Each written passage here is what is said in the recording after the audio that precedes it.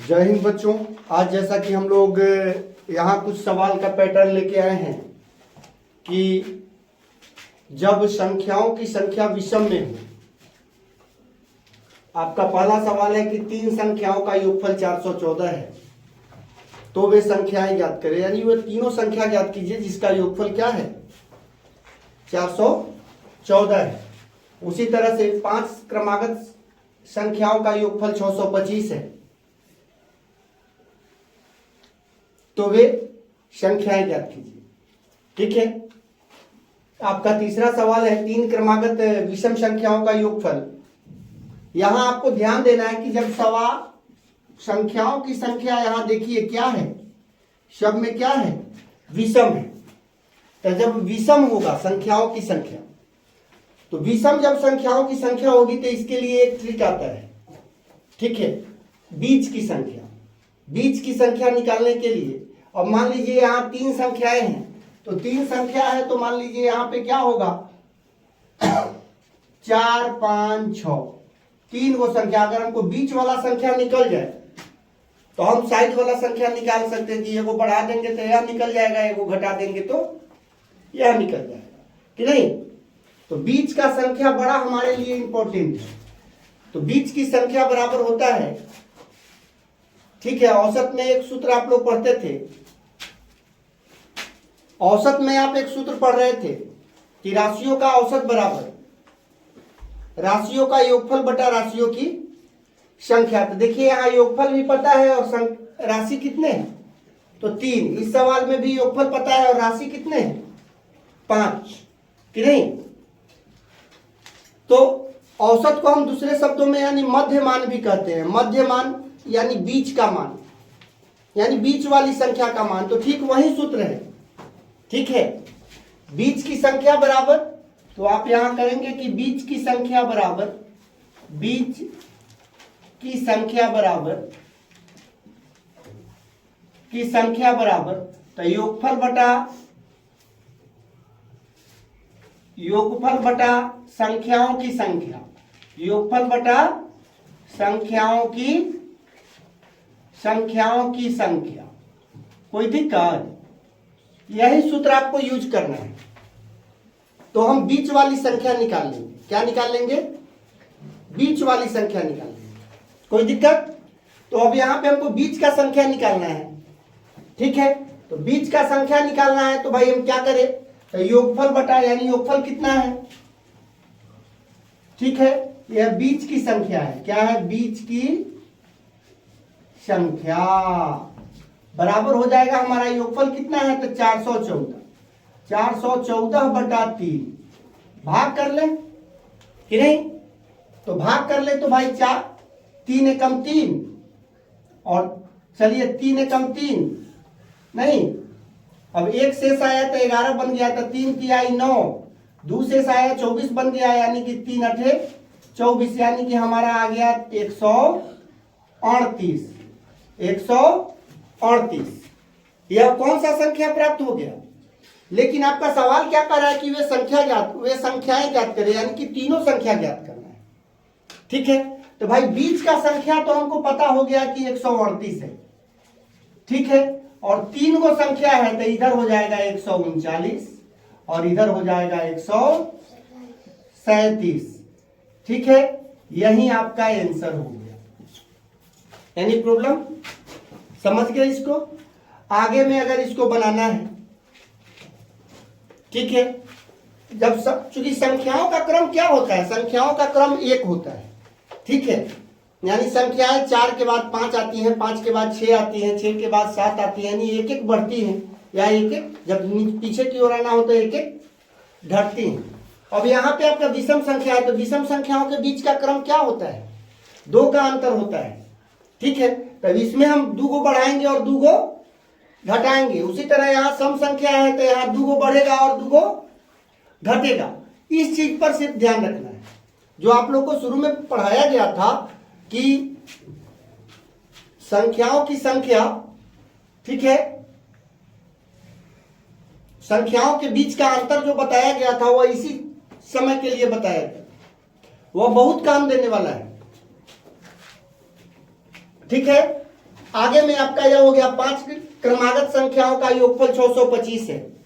तो हम यहां भी लिखेंगे कि बीच की संख्या, तो बीच की संख्या बराबर, भाई बीच की संख्या बराबर तो योगफल बटा संख्याओं की संख्या। तो संख्याओं की संख्या कितनी है यहाँ?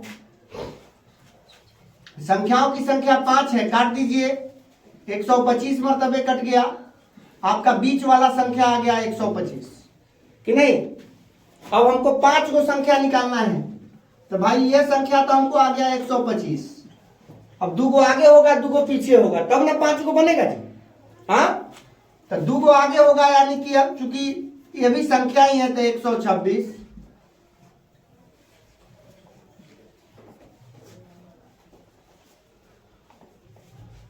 एक 127, यहां 124, यहां 123, यही पांचों संख्या आपका निकल गया। बहुत भारी है, एकदम हल्का है ना।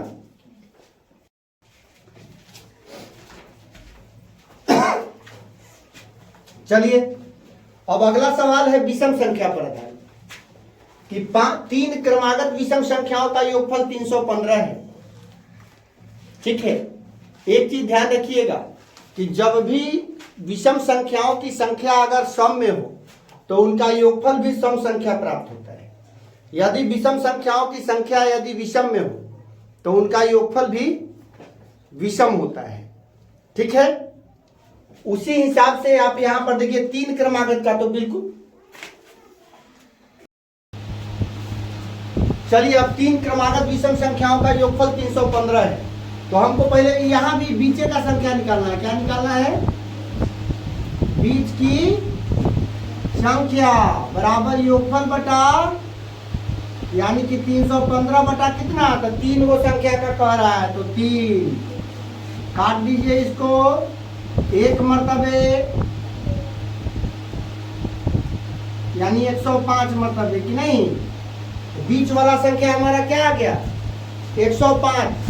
तो अब कह रहा है कि भाई वे संख्याएं ज्ञात करें, तो वे संख्याएं ज्ञात करें मतलब क्या कि तीनों संख्या ज्ञात करना।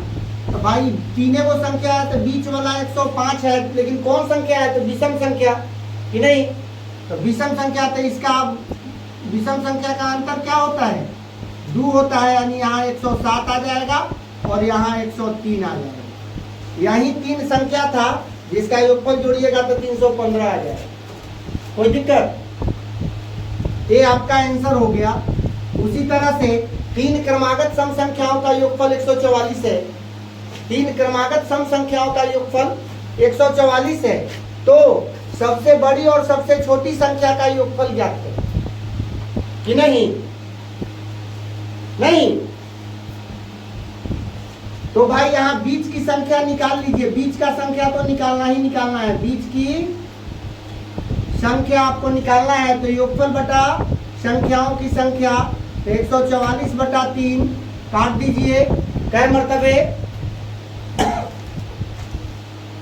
3 चौका 12 और 3 अठे 24, यानी कि बीच का संख्या आ गया 48 कि नहीं। तो अभी आप पूछ रहा है कि सबसे छोटी और सबसे बड़ी, तो 3 वो संख्या है। मान लीजिए 3 वो सम संख्या है 4, 6 और 8।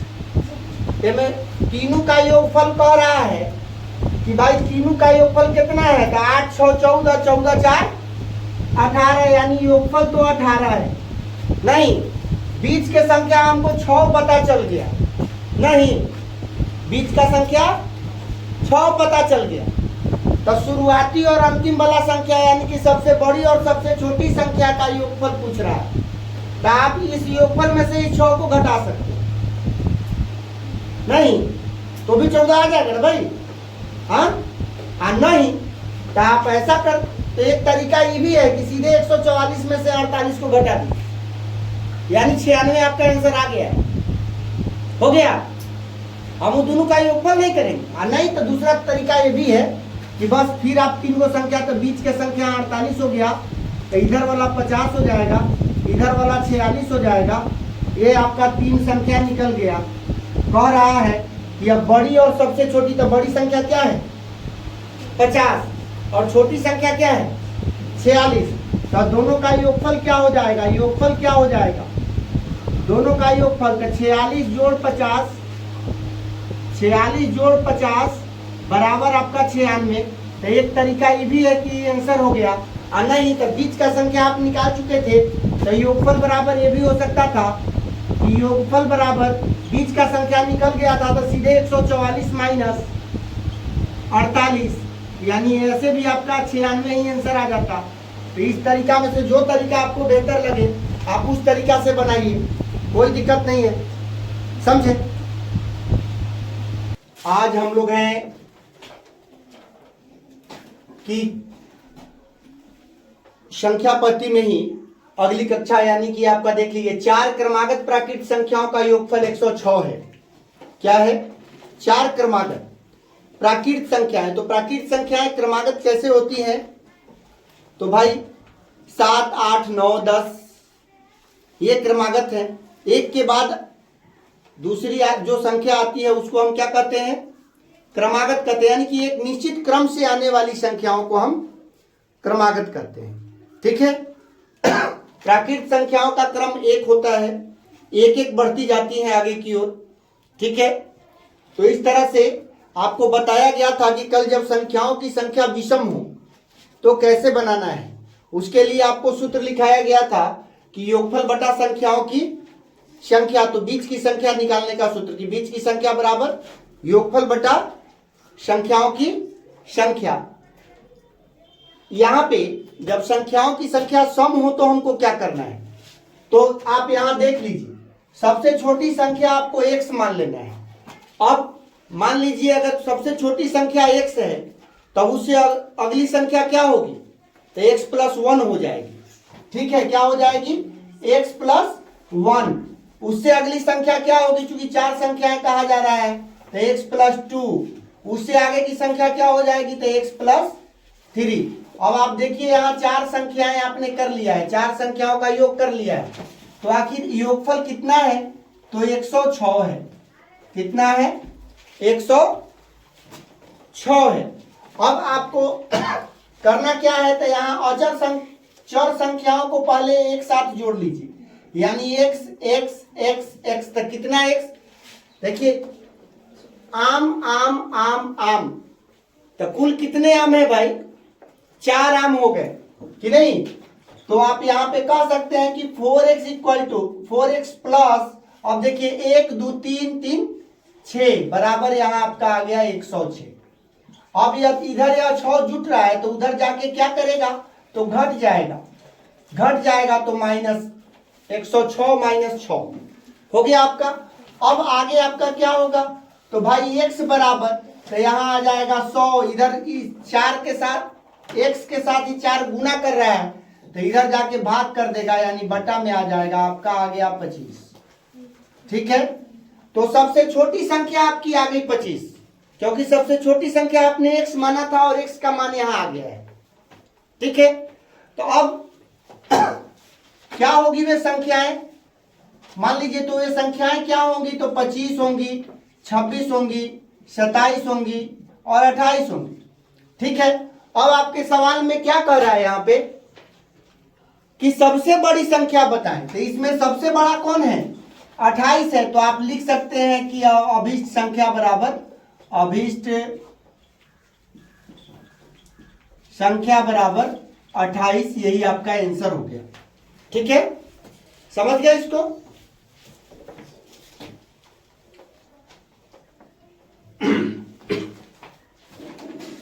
या वो जो आपका कल वाला विधि था, मूल तो बनाने का यही तरीका उठाइएगा जब सम संख्या में संख्याओं की संख्या दी गई हो तो, लेकिन कल वाला भी विधि था कि योगफल बटा संख्याओं की संख्या। चलिए हम उस विधि से देखते हैं। तो बीच की संख्या निकलता है वैसे में कि नहीं, तो बीच की संख्या निकलता है, बीच की संख्या बराबर आपका निकलेगा जैसे योगफल बटा संख्याओं की संख्या,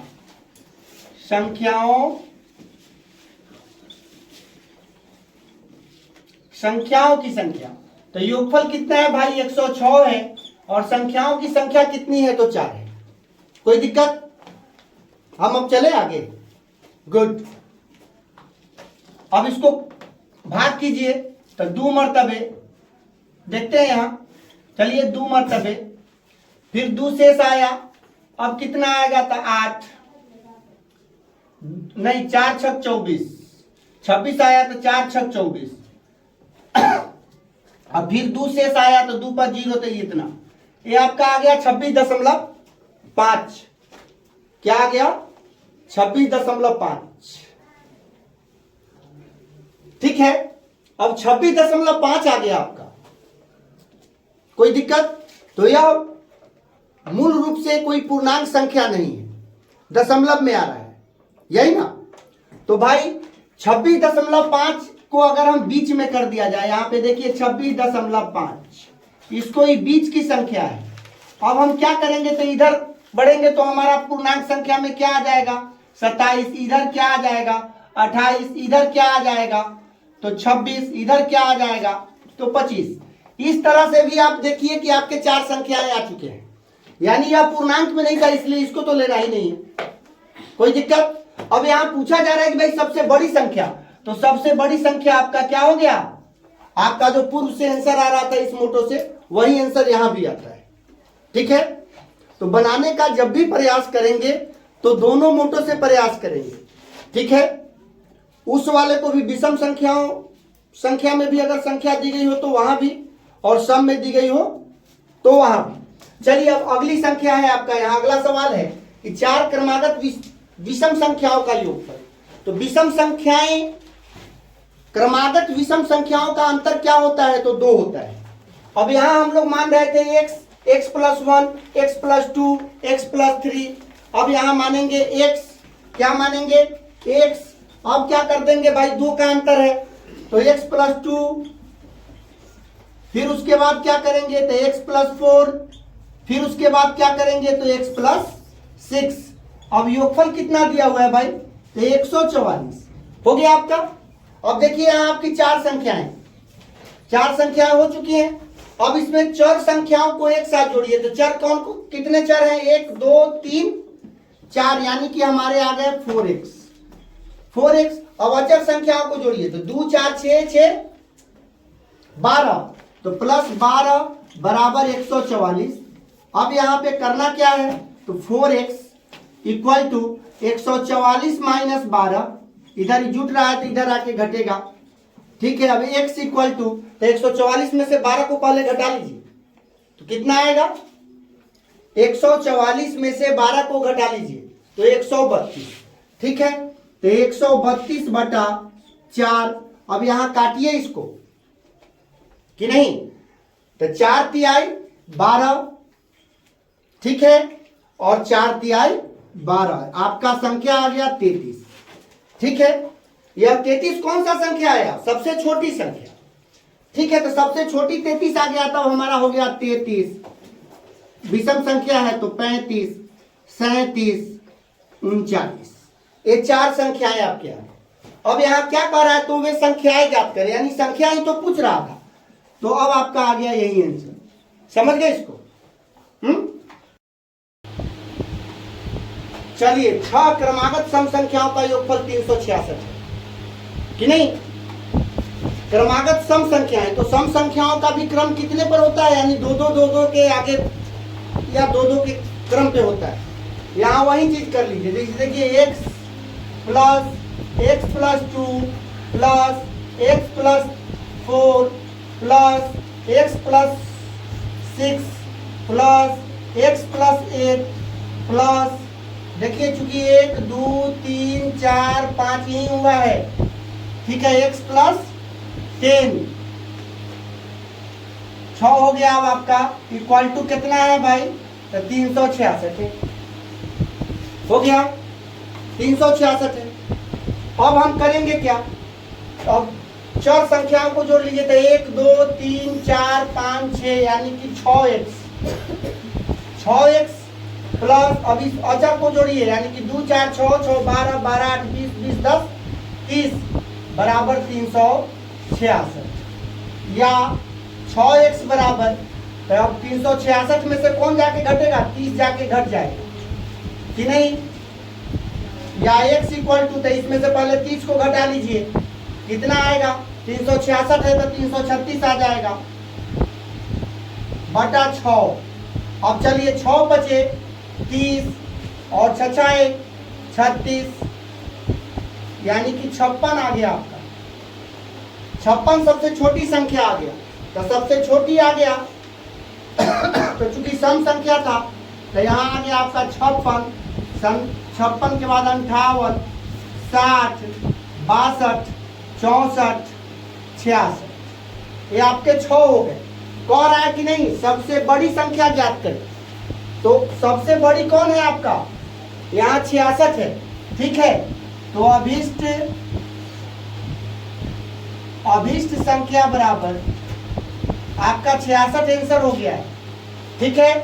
और इसको अगर चाहिए उस विधि से बनाना तो बीच की संख्या आपको निकालना है, तो बीच की संख्या निकालना है तो देखिए बीच की संख्या, तो योगफल बटा संख्याओं की संख्या, तो योगफल है 366 और संख्याओं की संख्या है 6, तो 6 से इसी को काट दीजिए कि नहीं, तो 61 मरतबे आपका कट गया, ठीक है। 61 मरतबे, क्योंकि 61 तो सम संख्या है नहीं, तो हमको सम संख्या निकाले भी कहाँ है, हम तो बीच की संख्या निकाले, तो बीच की संख्या है। अब चूंकि 6 गो संख्या है तो 3 गो सम संख्या इधर होगा, 3 गो सम संख्या इधर होगा, तो यहाँ पे आ जाइए अब 62, 64, 66, ठीक है। और इधर के तरफ आ जाइए तो 60, 58, 56, ठीक है। अब 61 को मिटा दीजिए ना भाई, बीच वाला संख्या का काम खत्म हो गया, आपका यही आंसर है, ठीक है। अब कह रहा है कि नहीं सबसे बड़ी संख्या ज्ञात करें, तो सबसे बड़ी आपका 66 है, तो लिख देंगे कि 66 आंसर। समझ गए, समझ गए, यानी ऐसे भी बना सकते हैं, ट्रिक पर ऐसे जाके बनाएंगे, विधि से ऐसे बनाएंगे, ठीक है।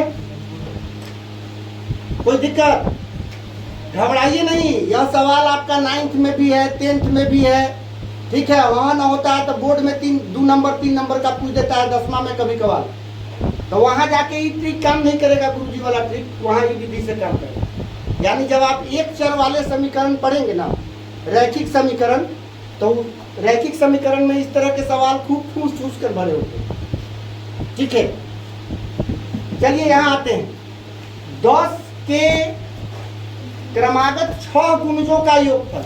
अब 10 का गुणज है, तो 10 का गुणज 10 का पढ़ा आप पढ़े आता है, कैसे पढ़ते हैं, तो 10 में फिर 10 जोड़ दीजिए, 20 जोड़ के पढ़ा कौन कौन लिखता है भाई, हाथ उठाओ तो, बचपन में सब लोग लिखता है भाई, कोई दिक्कत नहीं है, जोड़ के पढ़ा हर कोई लिखता है।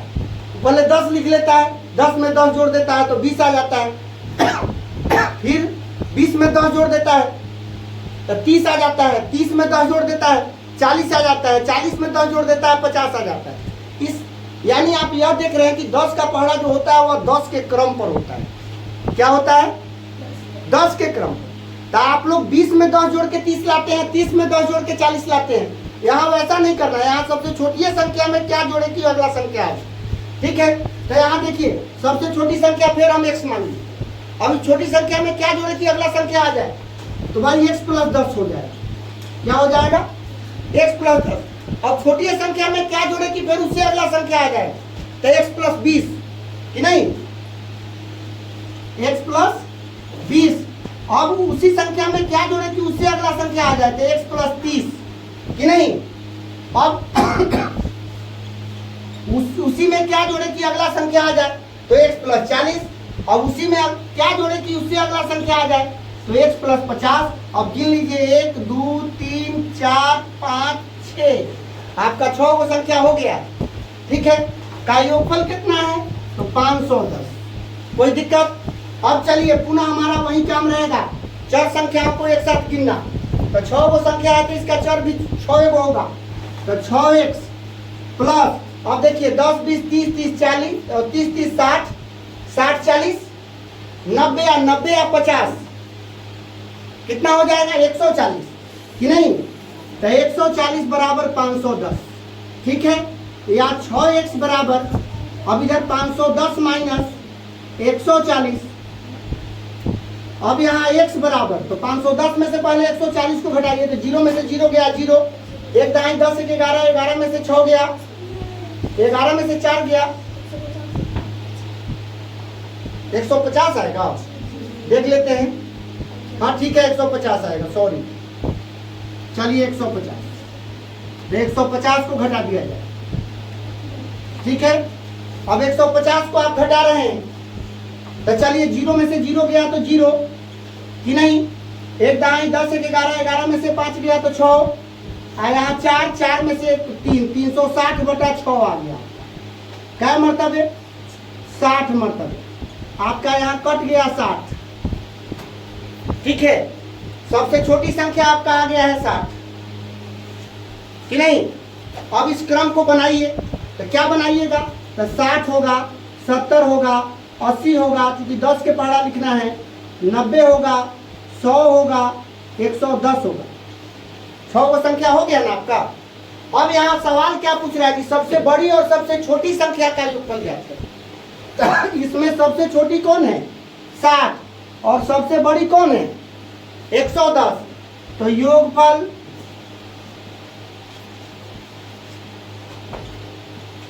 यानी 60 जोड़ 110 बराबर 170 आंसर आपका। ठीक है, उस वाले मोटो से पुनः आप बनाएंगे तो क्या हो जाएगा, बीच की संख्या, देखिए बीच की संख्या